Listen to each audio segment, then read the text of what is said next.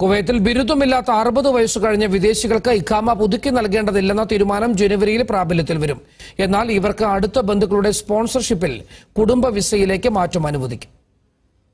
കുവൈത്തിൽ ജോലി ചെയ്യുന്ന ബിരുദമില്ലാത്ത 60 വയസ്സിന് മുകളിൽ പ്രായമുള്ള മലയാളികളടക്കം പ്രവാസികളെ ബാധിക്കുന്നതാണ് തീരുമാനം. 60 വയസ്സ് തികഞ്ഞ ബിരുദമില്ലാത്തവർക്ക് ഇഖാമ പുതുക്കി നൽകില്ലെന്ന തീരുമാനം ജനുവരി 1 നിലവിൽ വരുമെങ്കിലും അടുത്ത വർഷം അവസാനം വരെ കാലാവധി തീരുന്ന ഇഖാമയിലുള്ളവർക്ക് രാജ്യത്ത് തുടരാനാകും. ഇഖാമ കാലാവധി അവസാനിക്കുമ്പോൾ രാജ്യം വിടണം. എന്നാൽ ഇത്തരത്തിലുള്ളവർക്ക് മക്കളുടെയോ പങ്കാളിയുടെയോ സ്പോൺസർഷിപ്പിൽ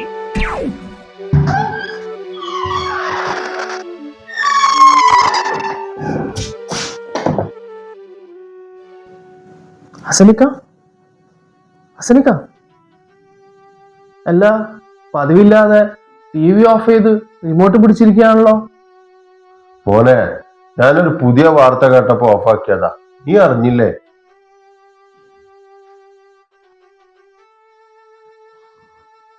ആഹാ, അതെന്താ ഒരു പുതിയൊരു വാർത്ത?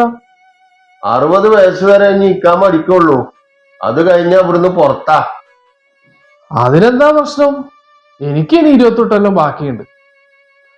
ഏറി വന്നൊരു 10 വർഷം. അതിന് മുമ്പേ അമ്മ ഇവിടെ സ്ഥലം വിടും. എന്താണ് രണ്ടാളും പാടെ ഒരു ചർച്ച? മോനാ, നീ ഇവിടെ വന്നിട്ട് എത്ര വർഷമായി? 22 വർഷം. നീ ഇന്നത്തെ ഗൾഫ് ന്യൂസ് കേട്ടോ? ഇല്ല, എന്താ കാര്യം? 60 വയസ്സായാലും ഇവിടെ നിൽക്കാൻ പറ്റൂല, ഇഖാമ പുതുക്കൂലാന്ന്. അതിനെന്തിനാ ശ്രമിക്കാൻ നിങ്ങൾ വിഷമിക്കുന്നത്?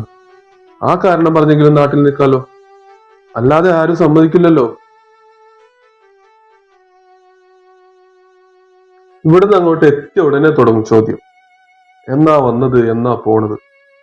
നമ്മളേതോ അന്യഗ്രഹ ജീവികളാണെന്ന വിചാരം. മോഹനേട്ടാ, അത് നിങ്ങൾ പോസിറ്റീവായി കണ്ടാ മതി. അവർക്ക് വേറൊന്നും ചോദിക്കാനില്ലല്ലോ.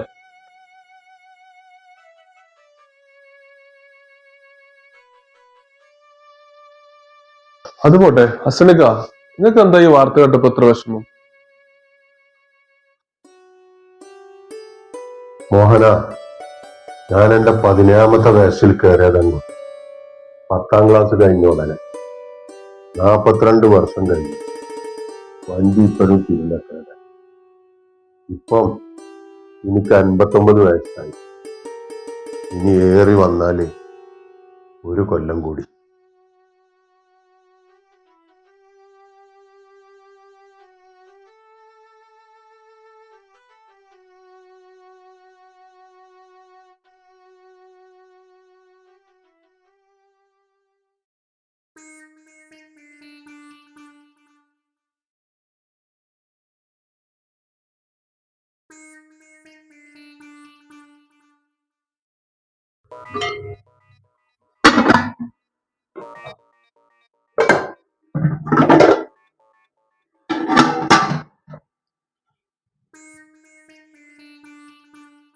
അല്ല, ഇന്നിവിടെ ഒന്നും ഉണ്ടാക്കിയില്ലേ? ഇന്ന് ആരെ മെസ്സാണ്? ഇന്ന് അംസക്കാരന്റെ മെസ്സാണ്.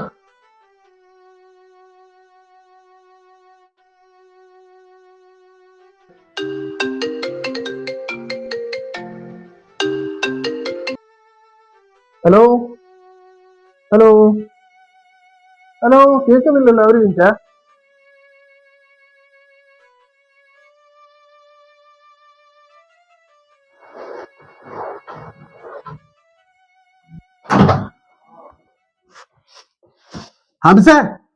ഹംസേ, ഇജിന്ന് ചോറുണ്ടാക്കിട്ടില്ലേ?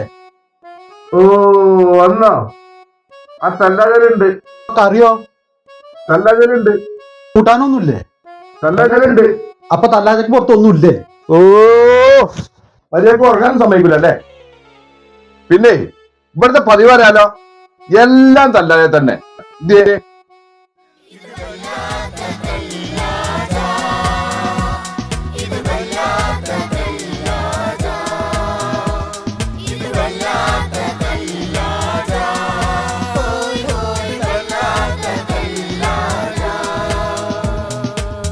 ഒട്ടേറെ പറയാനുണ്ട് കഥകൾ,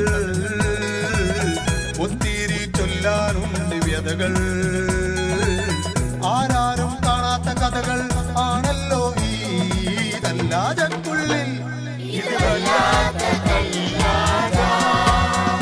അല്ല എന്തോ നീ ഒന്നും അറിഞ്ഞില്ലേ? എന്തോ? നമ്മളൊക്കെ വൈകാതെ ഇവിടുന്ന് പോകേണ്ടി വരും. ഞാൻ എന്തായാലും ഇപ്പൊ ഒന്ന് പോകാം. അതെന്താ? മോനേട്ടാ, ആദ്യം കപ്പലിൽ വന്നവരൊക്കെ ഒന്ന് പോട്ടെ. ഞാൻ എന്തായാലും വിമാനത്തിലാ വന്നത്. അത് അസലിക്കാക്കിട്ടൊന്ന് താങ്ങിയതാണല്ലോ. ഇനിയിപ്പൊ താങ്ങാനും വീഴാനും ഒന്നും നിക്കണ്ട, ഉടനെ എല്ലാവർക്കും പോകാം. അതും ശരിയാ. Dimna Kuwait electrical and plumbing, Salmiya block 10, Yusuf Al Badar street, Kuwait. Quality material ഉപയോഗിച്ച് ക്വാളിഫൈഡ് ടെക്നീഷ്യൻസ് നിങ്ങളുടെ എല്ലാ ഇലക്ട്രിക്കൽ പ്ലംബിംഗ് വർക്കുകളും ഉത്തരവാദിത്വത്തോടുകൂടി ചെയ്തു തരുന്നതാണ്. ഞങ്ങളുടെ പ്രത്യേകതകൾ: electrical, plumbing, hardware, home appliances, spare parts എന്നിവ ലഭ്യമാണ്. കൂടാതെ എല്ലാവിധ ഇലക്ട്രിക്കൽ ആൻഡ് ഇലക്ട്രോണിക്സ് അപ്ലയൻസസ് ഉപകരണങ്ങളും റിപ്പയർ ചെയ്തു തരുന്നതാണ്. Dimna Kuwait electrical and plumbing, Salmiya block 10, Yusuf Al Badar street, Kuwait. Mobile 67675769 25641 505159884. എന്താ നിങ്ങളെ പോക്കിന്റെ കാര്യമൊക്കെ? ഞാന് മറ്റന്നാ രാത്രി അർദ്ധരാത്രിന്റെ ഫ്ലൈറ്റിനാണ് പോണത്. ഞാനൊരു കാര്യം പറയണമെന്ന് വിചാരിച്ചിരുന്നു. ഈ പ്രദീപിന്റെ സ്റ്റുഡിയോന്റെ അതിലെ പോണ്ടെങ്കിലേ ഓന്റെ അച്ഛനുള്ള ഒരു സാധനം ഉണ്ടെന്ന് പറഞ്ഞിരുന്നു, അതൊന്ന് വാങ്ങിക്കൊണ്ടുണ്ട്. അതിനെന്താ സെൻക, നിങ്ങൾ പറഞ്ഞ എന്തുവാണേലും കൊണ്ടുവന്നു തരുമല്ലോ. എന്നാ ആയിക്കോട്ടെ.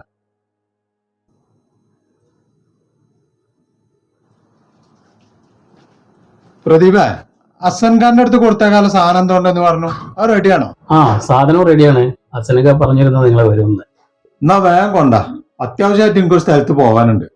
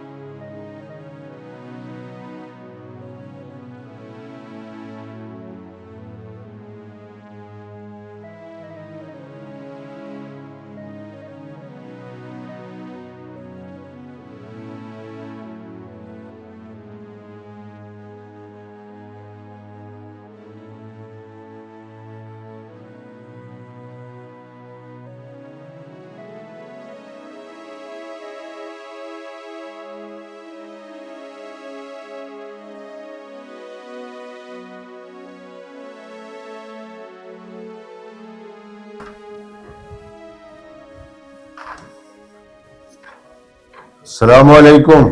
വലൈക്കും അസ്സലാം വറഹ്മത്തുള്ളാഹി വബറകാതുഹു.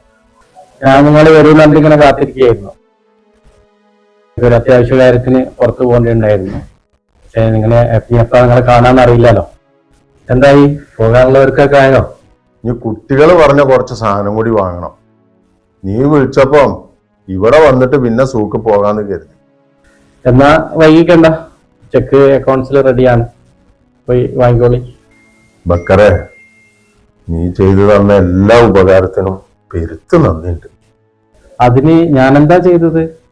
നിങ്ങൾ നീണ്ട വർഷം ഈ കമ്പനിയിൽ വേർപ്പൊഴുക്കിയതിന്റെ സർവീസ്, അത് ഒന്ന് എളുപ്പമാക്കാൻ ഞാൻ ശ്രമിച്ചു, അത്ര തന്നെ. അത് മതിയല്ലോ. ഓരോരോ കമ്പനികളിൽ നിന്ന് ഇതൊക്കെ കിട്ടിപ്പോരാനുള്ള പണി പലരും പറയുന്നത് ഞാൻ കേട്ടിട്ടുണ്ട്. അൽഹംദുലില്ലാ, എനിക്കത് എളുപ്പമായല്ലോ. ഹസനിക്ക, നമ്മൾ ഏത് പോസ്റ്റിലിരുന്നാലും ജോലിയോട് നീതി പുലർത്തിക്കൊണ്ട് തന്നെ മറ്റുള്ളവർക്ക് എളുപ്പം ചെയ്തു കൊടുക്കാൻ ശ്രമിക്കണം. അപ്പോൾ നമ്മുടെ കാര്യങ്ങളും പടച്ചവൻ എളുപ്പമാക്കി തരും. അല്ലാതെ ഉള്ള അധികാരം വെച്ച് മനുഷ്യരെ ദ്രോഹിക്കലല്ല.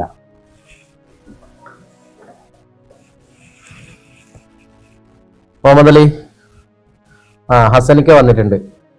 ആ ചെക്കൊന്ന് പാസ് ചെയ്യണേ. എന്നാ ഹസനിക്ക, നിങ്ങൾ പോയി ചെക്ക് വാങ്ങിച്ചോളി. പിന്നെ നാട്ടിലെത്തിയിട്ട് വിളിക്കാൻ മറക്കണ്ട.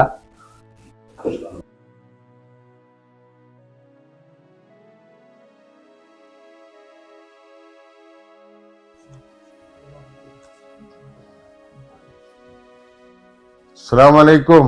വലൈക്കും അസ്സലാം വറഹ്മത്തുള്ളാഹി വബറകാതുഹു. ഇരിക്കും.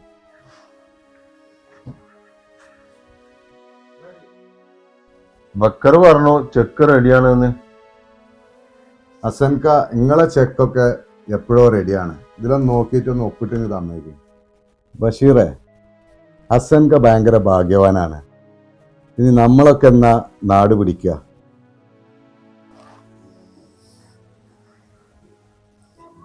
എന്നാ പിന്നെ ഞാൻ പോട്ടെ. നിങ്ങൾ തന്ന സ്നേഹത്തിന് നന്ദി പറയാൻ വാക്കുകളില്ല. നിങ്ങളെല്ലാരും നാട്ടിൽ വരുമ്പോ എൻ്റെ വീട്ടിൽ വരണം.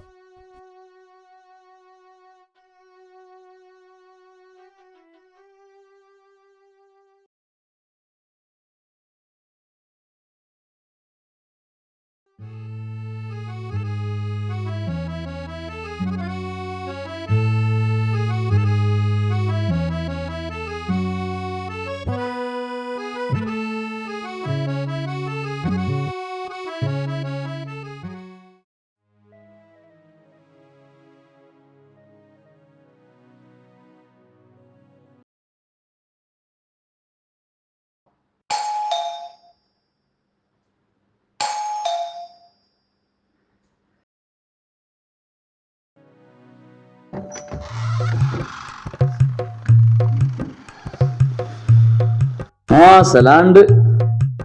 ഹസൻക്ക് എന്തേ പെട്ടി കെട്ടിയോ? എന്തേലും കൊടുത്തുവിടാനുണ്ടോ? ഇല്ല, കാര്യമായിട്ടൊന്നുമില്ല. പിന്നെങ്കിലും മൂപ്പര് വെറുതെ വിട്ടോട് ഇഷ്ടം. ഒന്നുമില്ലെങ്കിലും മൂപ്പരൊന്ന് നിർത്തി പോവല്ലേ. അതെങ്ങനെ അന്ത്രു? അയൽവാസിയല്ലേ, പോരാത്തരെന്തോ ബന്ധുണ്ട്.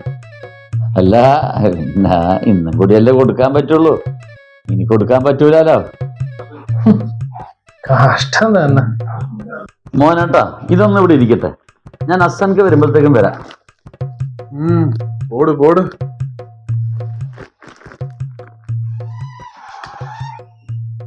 ഹംസേ, ഇതൊന്നും ഇങ്ങോട്ട് വെച്ച.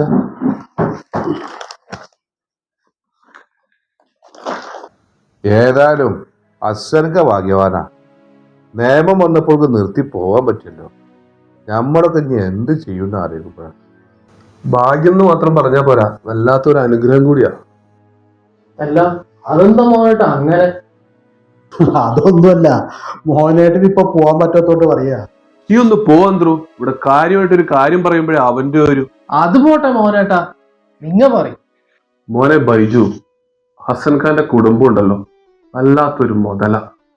മൂപ്പർക്ക് സ്വത്തും സമ്പാദ്യമൊന്നുമില്ല, പക്ഷെ അദ്ദേഹത്തിന്റെ ഭാര്യ അറിയാത്ത, പിന്നെ 3 മക്കള്.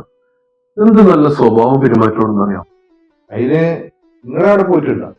പിന്നെ പല പ്രാവശ്യം. അല്ലെങ്കിലും സമ്പാദ്യത്തിനൊക്കെ എന്താ അർത്ഥമുള്ളത്? കുടുംബം നന്നായിലേക്ക് പോയില്ലേ എല്ലാം. കുല്ലു സിർ ഖറാബ് ബാദയും വാജിദ് മുഷ്കിൽ. തുടങ്ങി അവന്റെ ഒരു അറബി.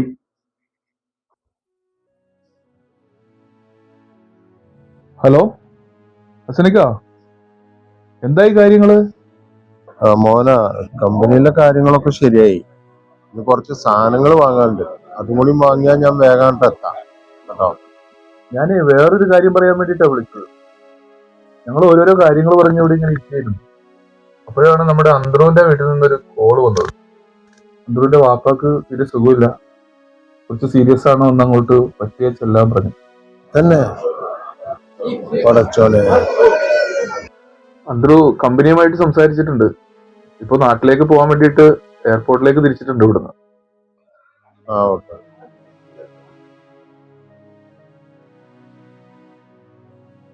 ഞാനേ ഹസൻ ഖാനോട് അന്ത്രു പോയി വരുമെന്ന് പറയാൻ പോകുന്നു. മൂപ്പരൊരു നീണ്ട കാലായിട്ട് ഇവിടെ ആയിരുന്നില്ലേ, പിന്നെ ഇതൊക്കെ എങ്ങനെ സാധിച്ചു? അതെ, അതാണ് ഹസനക്ക വളരെ നല്ലൊരു വിശ്വാസിയാണ്. ഒരു ദിവസം ഹസനക്കയും ഈ ഹംസയും ഞാനും കൂടി ഹസൻകയുടെ ഇക്കാമ പുതുക്കുന്നതുമായി ബന്ധപ്പെട്ടിട്ട് ഓഫീസിലേക്ക് പോയി.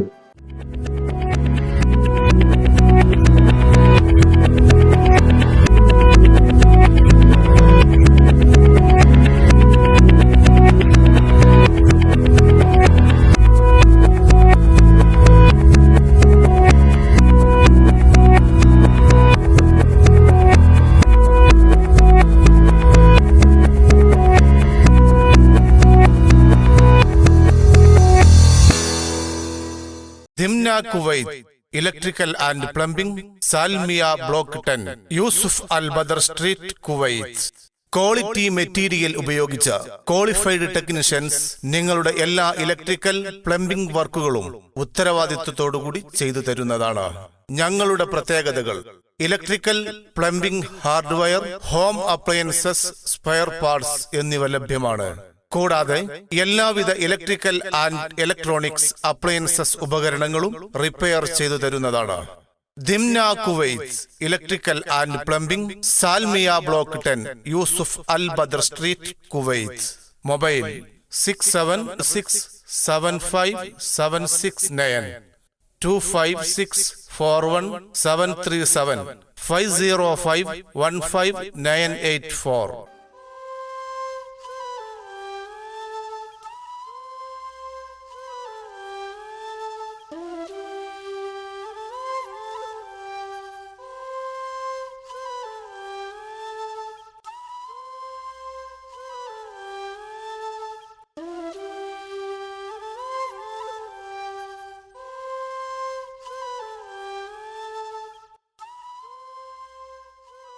ഹലോ,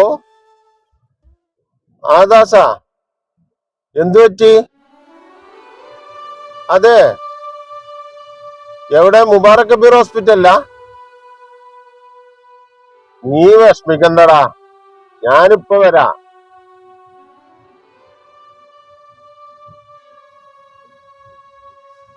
ഹംസേ, വണ്ടി നേരെ മുബാറക് കബീർ ഹോസ്പിറ്റലിലേക്ക് വിട്. എന്തു പറ്റി? ദാസന്റെ കൂടെ ടാക്സി ഓടിക്കുന്ന ശ്രീലങ്കക്കാരൻ കാതറുണ്ടല്ലോ, ഓൻ പെട്ടെന്ന് കുഴഞ്ഞു വീണു. ICUലാണ് അത്രേ. ഈശ്വര, നിങ്ങളുടെ അപ്പോയിന്റ്മെന്റ് 7 മണിക്കല്ലേ? ഇപ്പൊ തന്നെ 6:30. നീ അങ്ങോട്ട് വിട് ഹംസേ, അത് ഞാൻ മാനേജ് ചെയ്തോളാം. അല്ല, നിങ്ങൾ അയാൾ അറിയോ? മോഹന, ആളുകളെ സഹായിക്കാൻ എന്തിനാ പരിചയം? പരിചയമില്ല, ഏതോ ഒരു ശ്രീലങ്കക്കാരനും. ഹംസേ, മനുഷ്യൻ ഒരു മാതാപിതാക്കളെ മക്കളാ. അതിന് നാടും നിറവൊന്നും ഒരു പ്രശ്നമല്ല. സ്വന്തം കാര്യങ്ങളിൽ മാത്രം പോയി 5 നേരവും പള്ളിയിൽ പോയതുകൊണ്ട് കാര്യമില്ല. മനുഷ്യന്റെ പ്രശ്നങ്ങൾ മനസ്സിലാക്കി അവനെ സഹായിക്കാൻ പുറപ്പെടുന്നവനാണ് യഥാർത്ഥ വിശ്വാസി. അവിടെയാണ് പടച്ചോളുള്ളത്. അതുകൊണ്ട് കുടുംബത്തിൽ എങ്ങനെ മാറ്റം വരും? അതെങ്ങനെയെന്നോ, അദ്ദേഹം പലപ്പോഴും കുടുംബമായിട്ട് സംസാരിക്കുന്നത് ഞാൻ ശ്രദ്ധിച്ചിട്ടുണ്ട്. എത്ര നന്നായിട്ട് അദ്ദേഹം ധാർമ്മികോപദേശം നൽകുന്നു. അതിന്റെ ഗുണമായിരിക്കും നിങ്ങൾ പറഞ്ഞ കുടുംബം, അല്ലേ? തീർച്ചയായും. അല്ലാതെ പലരെയും പോലെയല്ല.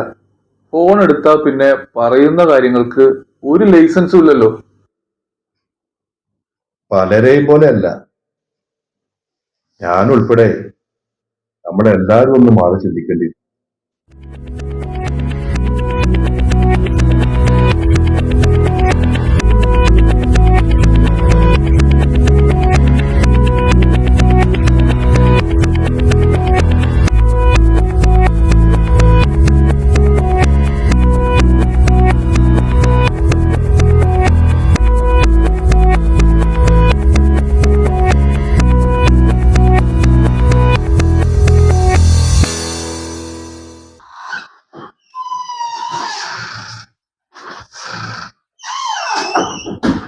എല്ലാ സ്നേഹിക്ക, നിങ്ങൾ ഇതെവിടെയാ?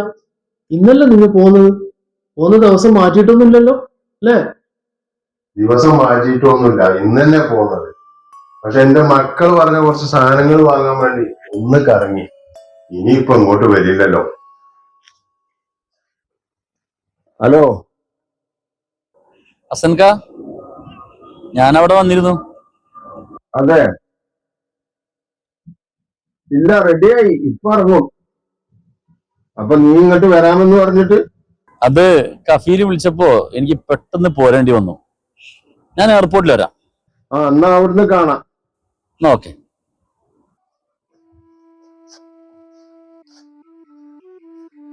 അപ്പൊ ഞാൻ ഇറങ്ങാണ്. മോഹന, ജീവൻ, ഇനി എപ്പോഴാണ് കാണുമെന്നറിയില്ല. നിങ്ങളൊക്കെ നാട്ടിൽ വരുമ്പോ എന്റെ വീട്ടിൽ വരാൻ മറക്കരുത്. സത്യത്തില് വയസ്സിന്റെ നിബന്ധന വന്ന് വിസ ക്യാൻസൽ ചെയ്യുമ്പോ മനസ്സിലൊരാളുണ്ടായി. പക്ഷെ മകൻ വിളിച്ചു പറഞ്ഞു, ഉപ്പ അങ്ങനെ ഇങ്ങോട്ട് പോയി. നിങ്ങൾ എന്നെ പഠിപ്പിച്ച് വലിയതാക്കിയില്ലേ, എനിക്കൊരു ജോലിയുണ്ട്. ഞാൻ എന്തായാലും അങ്ങോട്ടില്ല. നിങ്ങൾ ഇങ്ങോട്ട് പോയി. ഇനിയുള്ള കാലം നമുക്കിവിടെ ഒന്നിച്ച് സുഖമായി ജീവിക്കാം. എന്നാ ശരി, ഞാൻ പോട്ടെ.